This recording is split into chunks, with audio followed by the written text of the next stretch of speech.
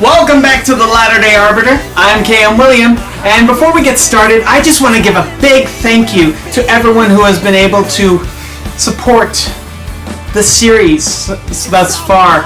Whether you've watched it, whether you've liked it, subscribed, whether you've shared it with friends, it really means a lot to me to be able to share my voice and my perspective on what life is like having these disabilities.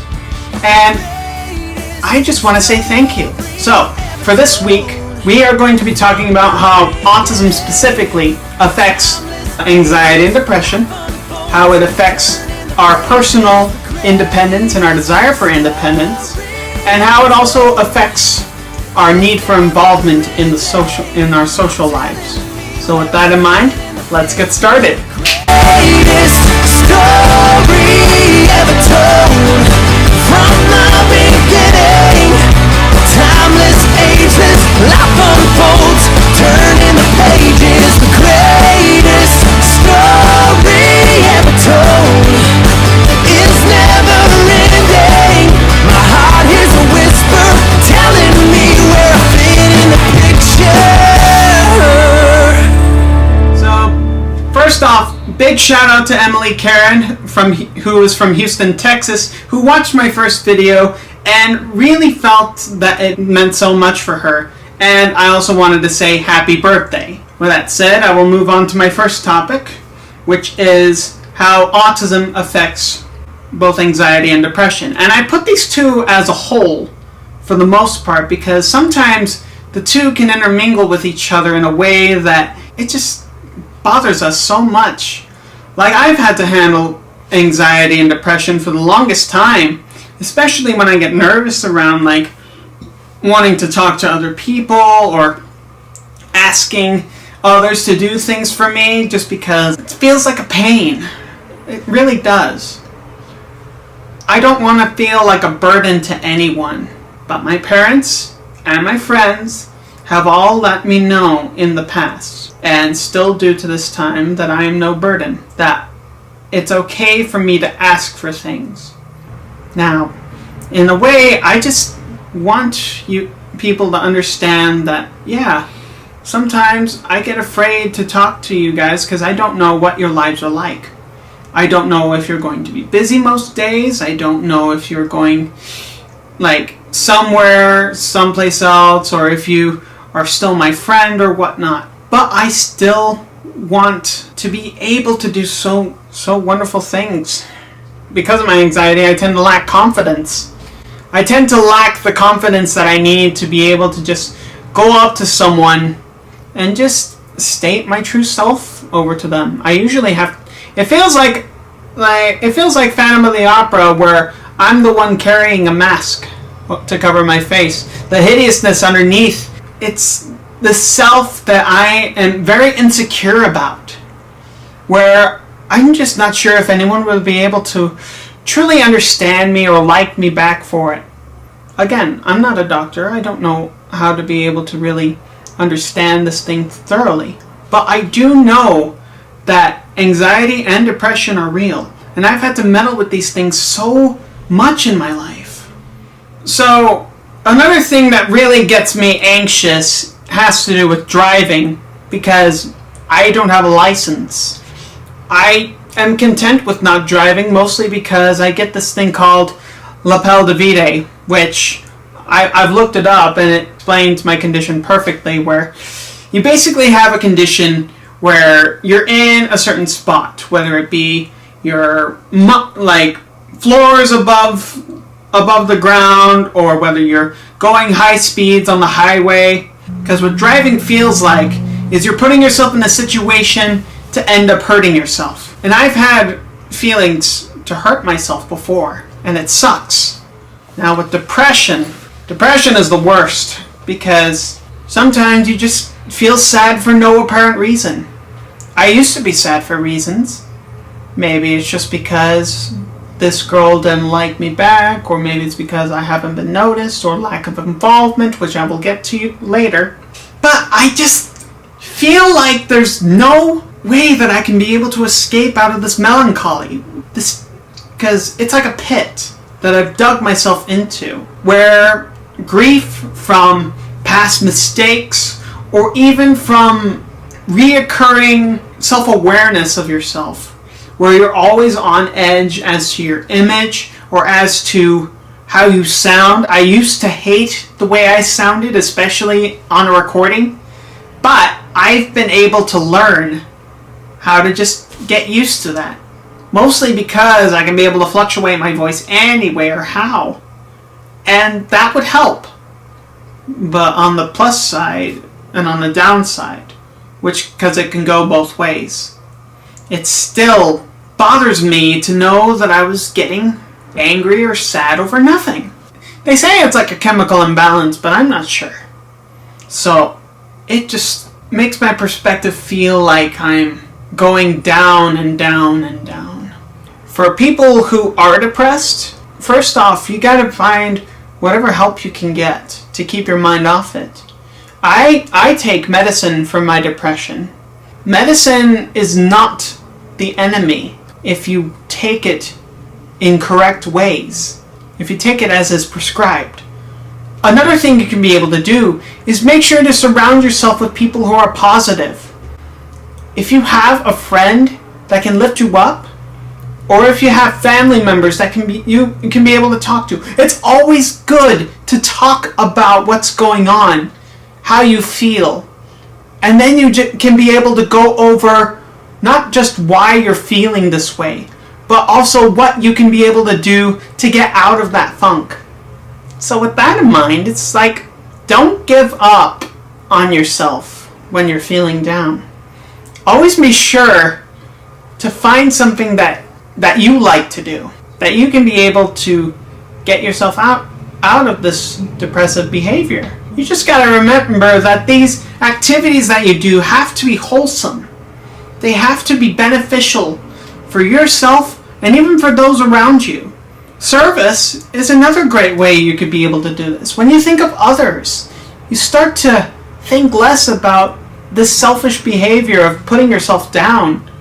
You begin to think, wow, they're feeling great. And that makes me happy that they're feeling great because I've helped them. So that's always another thing that I like to do. Okay, so for how autism affects our personal need for independence. Now, I've talked to someone about this need for independence, and I've wanted to be independent myself. I live with my parents. I mean, nowadays, it's like if you were the average Joe that lived in your mother's basement, that's pretty shameful. Especially when you want to go out there and work yourself a good living, or earn yourself a good living through work, education. With me, and usually with other people who are autistic that have troubles finding those opportunities to work, it can be hard, especially wanting to be self-reliant and independent. I mean, I haven't really been able to keep myself a good job, mostly because of my disabilities. For example, I used to work as a cashier at a grocery market, and it was really good too. I was pretty chatty for the most part, but that's because I loved interacting with the customers and just saying hi, giving them a good feeling about life. But at the same time, it was pretty difficult for me mostly because of my other disability with multiple sclerosis. Sometimes I would feel the need to sit down, or I would get tired real easily because of the fact that my nerves are giving me a lot of pain.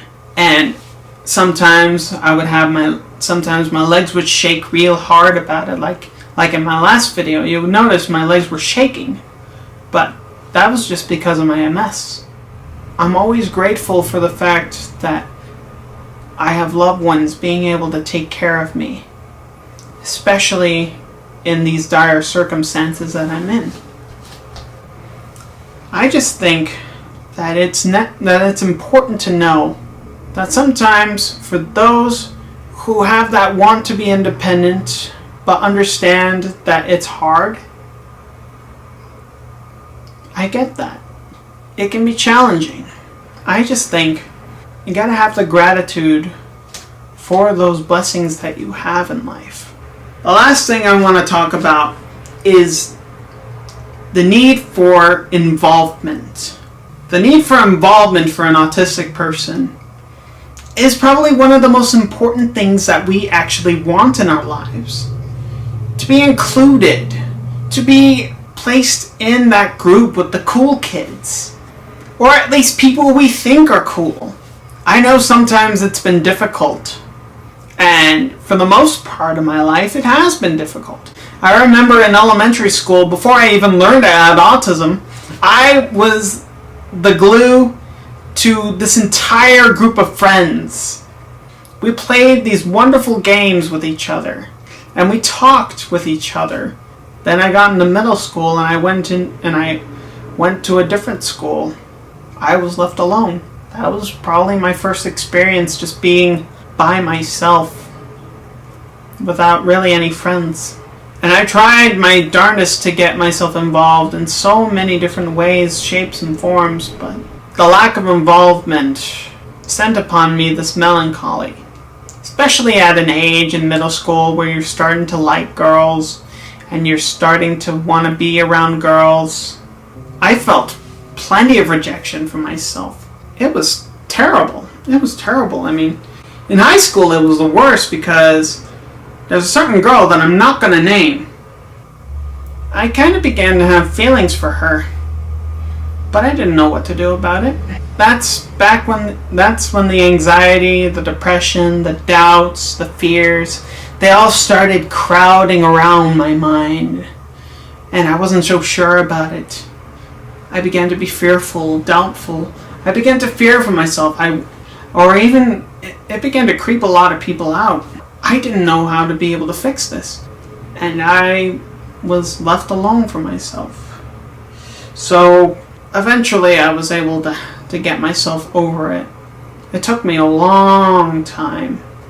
You know, what's really hurt me the most over these years has been kind of a combination of everything that I've talked about in this episode, because the lack of involvement can lead into that anxiety, and then it gets you depressed. Sometimes it can lead into just that depression where you're just so unsure about yourself that you just want to stay in bed, do nothing with your life. Or it can even be the depression that leads into suicidal tendencies.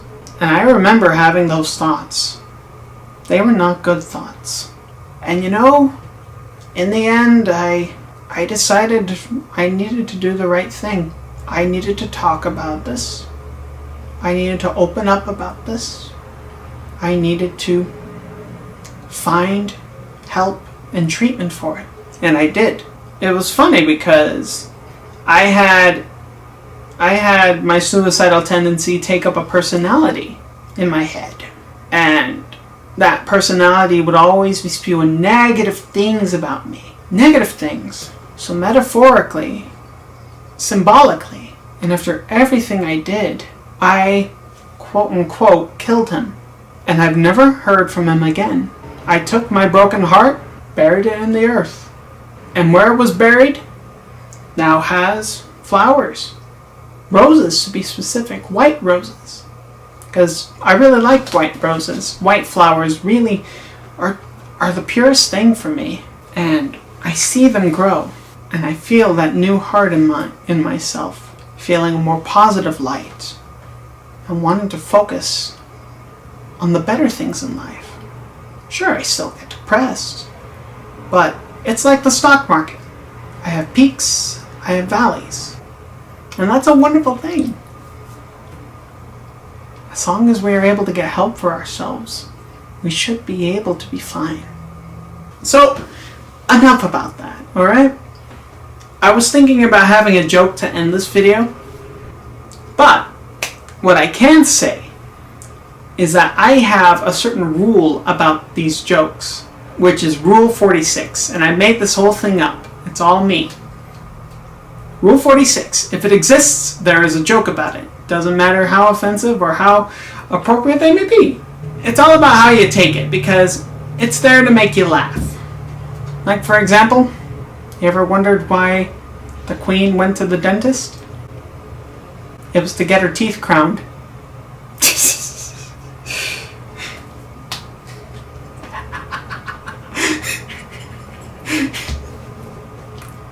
I'll try to think of more funnier jokes for the future. In the meantime, please like, subscribe, and comment below what questions you have for me. Follow me on Facebook, which is the page KM William at LD Arbiter 832. I really appreciate your support. I am KM William, the Latter-day Arbiter.